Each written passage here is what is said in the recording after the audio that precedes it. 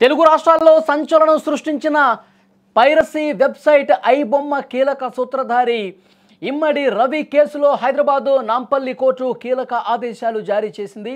Case దర్యాప్తులో కీలక విషయాలు రాబట్టడానికి తెలుసుకోవడానికి రవిని 7 రోజుల కస్టడీకి ఇవ్వాలని కోరుతూ సైబర్ క్రైమ్ పోలీసులు నాంపల్లి కోర్టులో పిటిషన్ వేశారు. అయితే కోర్టు కస్టడీకి 5 రోజులకి అవకాశం కల్పించింది. పోలీసు కస్టడీ పిటిషన్ విచారించిన న్యాయస్థానం పోలీసుల అభ్యర్థన మేరకు 5 రోజుల కస్టడీకి అనుమతిస్తూ ఉత్తర్వులు జారీ చేసినటువంటి పరిస్థితి. ఈ ఆదేశాల నేపథ్యంలో పోలీసులు త్వరలోనే రిమాండ్లో ఉన్న రవిని తమ కస్టడీకి తీసుకుని పూర్తి స్థాయిలో విచారణ ప్రారంభించబోతున్నారు. ఈ 5 రోజుల కస్టడీ విచారణలో పోలీసులు ప్రధానంగా చాలా విషయాల మీద దృష్టి పెట్టే అవకాశం కనిపిస్తుంది. ఎందుకంటే సినిమా ఇండస్ట్రీకి సంబంధించి గత కొన్ని సంవత్సరాలుగా ఇండస్ట్రీలో కొత్త సినిమాలన్నింటినీ కూడా హ్యాక్ చేసి పైరసీ చేసి ఐబొమ్మ వెబ్సైట్లో పెట్టి తీవ్ర నష్టాన్ని కలగజేస్తున్నటువంటి ఇమ్మడి రవి అరెస్ట్ అయినటువంటి నేపథ్యంలో ఈ పైరసీ అసలు ఏ విధంగా చేసేవాడు, ఎప్పటి నుంచి స్టార్ట్ చేశాడు, అసలు ఇది ఎలా స్టార్ట్ అయింది, ఎలాంటి సాఫ్ట్వేర్ యూజ్ చేసేవాడు, ఏ విధంగా హ్యాక్ చేసేవాడు, పూర్తి స్థాయిలో వివరాలు రాబట్టే విధంగా ప్రయత్నం జరగబోతోంది. 5 రోజుల పాటు కస్టడీకి తీసుకుని ఈ 5 రోజులు సరిపోకపోతే ఇంకొన్ని రోజులు కూడా కస్టడీ పొడిగించే అవకాశం అయితే కనిపిస్తోంది. ఎందుకంటే అన్ని కీలక ప్రశ్నలు అంత సీరియస్గా అంత లోతుగా చేయాల్సినటువంటి అవసరం ఉంది. పోలీసులు ఈ కేసుని చాలా సీరియస్గా తీసుకున్నటువంటి పరిస్థితి ఉంది. అయితే ఇమ్మడి రవి విచారణ సందర్భంగా కస్టడీకి తీసుకుని విచారణ సందర్భంగా చాలా కీలకమైనటువంటి అంశాలు ప్రశ్నించే అవకాశం కనిపిస్తుంది. కొన్ని కీలకమైనటువంటి ప్రశ్నలు పోలీసులు సంధించబోయే ప్రశ్నలు ఈ వీడియోలో మీకు వివరించే ప్రయత్నం చేస్తా. మొదటిగా నువ్వు అసలు ఈ పైరసీని ఎప్పుడు స్టార్ట్ చేసావు, ఎలా స్టార్ట్ చేసావు, నీకు ఈ ఆలోచన ఏ విధంగా వచ్చింది, తర్వాత ఇక్కడ ఈ పైరసీ చేసే క్రమంలో నువ్వు ఎలాంటి సాఫ్ట్వేర్ వాడావు, అలాగే డొమైన్స్ ఎక్కడెక్కడ ఉన్నాయి. పోలీసులు ఇప్పుడు ప్రాథమికంగా వస్తున్న సమాచారం కరీబియన్ దీవుల్లో ఒక డొమైన్ క్రియేట్ చేశాడు, హైదరాబాద్ అమీర్పేటలో ఒక డొమైన్ క్రియేట్ చేశాడు. అదేవిధంగా ఆ డొమైన్స్ ద్వారా ఆ ప్రత్యేకమైనటువంటి సాఫ్ట్వేర్ ద్వారా కొత్త సినిమాలు, అది తెలుగా, తమిళమా, మలయాళమా, హిందీనా, హాలీవుడ్డా, వీటితో సంబంధం లేకుండా ప్రేక్షకులు ఏ సినిమాల మీద అయితే ఇంట్రెస్ట్ చూపిస్తారో, ఏవైతే కొంత పాపులర్ సినిమాలు ఉంటాయో, ఏవైతే పాపులర్ హీరోస్కి సంబంధించిన సినిమాలు ప్రేక్షకులు కోరుకుంటారో అవి ఇట్లా రావటం ఆలస్యం. కొన్ని అయితే రిలీజ్ కాకముందు కూడా ఐబొమ్మలో ప్రత్యక్షమైనటువంటి సందర్భాలు కూడా కొన్ని ఉన్నాయి. కొన్ని ఓటీటీ ప్లాట్ఫామ్స్లో ఇలా వచ్చిందో లేదో గంటల వ్యవధిలో ఐబొమ్మ వెబ్సైట్లో ప్రత్యక్షమైపోతున్నటువంటి పరిస్థితి ఉంది. ఎప్పుడెప్పుడు ఓటీటీలో రిలీజ్ అవుద్దా అని చెప్పి చాలామంది వెయిట్ చేసేవాళ్ళు. కానీ ఓటీటీలో రిలీజ్ అయిన గంటకే ఇక్కడ ఐబొమ్మలో ప్రత్యక్షమైందంటే అతని టీం కూడా ఎంత వేగంగా పనిచేస్తున్నది కూడా ఇక్కడ చాలా క్లియర్గా అర్థమవుతుంది. సో ఈ పైరసీని ఎట్లా స్టార్ట్ చేశాడు, ఎప్పుడు స్టార్ట్ చేశాడు, దేంతో స్టార్ట్ చేశాడు, ఏ సాఫ్ట్వేర్స్ వాడాడు, ఇతర టెక్నాలజీకి సంబంధించి మంచి పట్టున్నటువంటి నేపథ్యం ఉంది ఇమ్మడి రవికి. సో డెఫినెట్గా ఎలా చేశాడన్నది, ఏ సాఫ్ట్వేర్ నుంచి చేశాడన్నది కొంత ఇన్ఫర్మేషన్ ఉంది. దాన్ని ఇంకా క్లియర్గా పూర్తి స్థాయిలో ఇన్ఫర్మేషన్ రాబట్టబోతున్నారు ఈ కస్టడీ ద్వారా. ఇంకా రెండోది, అసలు ఎన్ని సినిమాలు అతని దగ్గర ఉన్నాయి, ఎంత డేటా ఉంది, మొత్తం ఎప్పటి నుంచో. మొన్న సజ్జనార్ గారు చెప్తూ ఉన్నారు 1970s హాలీవుడ్లో వచ్చినటువంటి గాడ్ ఫాదర్ సినిమా నుంచి మొన్న లేటెస్ట్గా పవన్ కళ్యాణ్ హీరోగా నటించినటువంటి ఆ ఓజీ సినిమా వరకు, అంటే లేటెస్ట్ వర్షన్స్ దగ్గర నుంచి పాత సినిమాలు, సూపర్ హిట్ సినిమాలు, అన్ని భాషల సినిమాలు కూడా కొన్ని వేల సినిమాలు సేకరించినటువంటి పరిస్థితి. సో ఇవన్నీ ఏ విధంగా కలెక్ట్ చేశాడు, ఇతని దగ్గర ఎంత డేటా ఉంది, ఇవన్నీ కూడా క్లియర్గా ఇన్ఫర్మేషన్ తీసుకోబోతున్నారు. ఇప్పటికే మన దేశంలో ఈ ఐబొమ్మ పూర్తిగా క్లోజ్ అయిపోయినటువంటి పరిస్థితి ఉంది. సో ఇంకా భవిష్యత్తులో ఇది ఇంకా రాకుండా ఉండేందుకు వాళ్ళ టీంకి సంబంధించి కూడా ఎవరైనా ఉన్నారా దీన్ని కూడా కనుగొనే ప్రయత్నం చేస్తున్నారు. భవిష్యత్తులో ఎక్కడ కూడా పైరసీ చేయాలంటే భయపడే విధంగా పోలీసు యంత్రాంగం అంత సీరియస్గా దీని మీద పనిచేస్తున్నట్టుగా తెలుస్తోంది. ఇక అతని సంపాదనకు సంబంధించి పెద్ద ఎత్తున చర్చ జరుగుతోంది. అతన్ని సిసిఎస్ పోలీసులు అరెస్ట్ చేసిన తర్వాత కూకట్పల్లిలో అతని నివాసంలో సోదాలు చేసినప్పుడు చాలా వరకు మొబైల్ ఫోన్స్ కావచ్చు, కంప్యూటర్స్ కావచ్చు, ల్యాప్టాప్స్ కావచ్చు, వీటన్నిటిని కూడా స్వాధీనపరుచుకున్నారు. అయితే 3 కోట్ల రూపాయలు అతని ఖాతాల్లో సీజ్ చేశారు. ఇంకా అతను లావాదేవీలు, ట్రాన్సాక్షన్స్ గత కొన్నేళ్లుగా ఇతను ఐబొమ్మ స్టార్ట్ చేసిన దగ్గర నుంచి మొత్తం ట్రాన్సాక్షన్స్ మీద పోలీస్ అధికారులు నిఘా పెట్టారు, మొత్తం వెలికి తీస్తూ ఉన్నారు.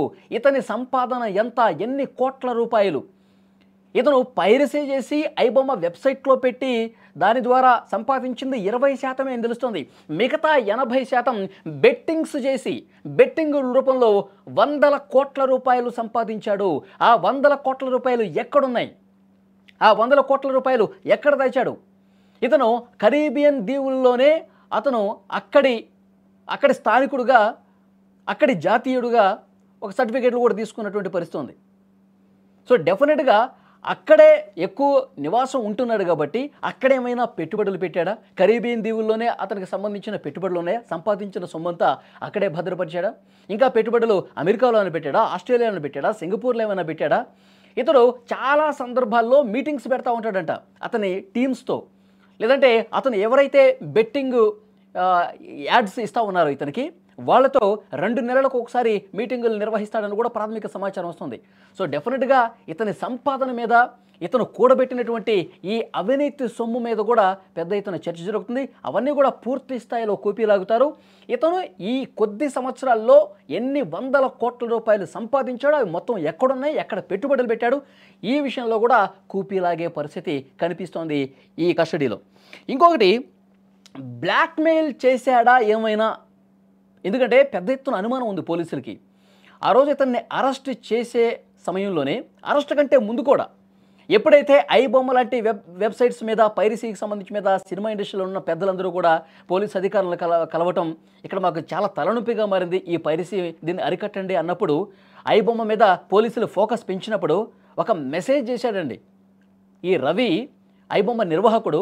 ఆ మెసేజ్లో, మీరు మా మీద ఫోకస్ పెట్టకండి, మీరు మా వెబ్సైట్ని సీరియస్గా తీసుకోకండి, మా పైరసీ వెబ్సైట్ని మీరు లైట్ తీసుకోండి, లేదు అంటే కనుక మీరు మా మీద ఫోకస్ పెడితే కొన్ని వేల మంది డేటా నా దగ్గర ఉంది.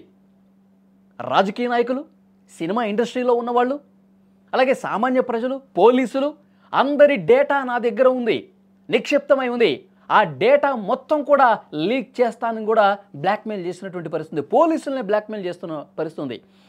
మీరు ఫోకస్ పెట్టారు కదా, ఫోకస్ పెట్టుకోండి, ఐబొమ్మని క్లోజ్ చేస్తా అన్నారు కదా, మీ చేతనైంది చేసుకోండి అని చెప్పి ఒక సవాల్ చేశాడు. పట్టుకోండి చూద్దాం అని కూడా చెప్పినటువంటి పరిస్థితి.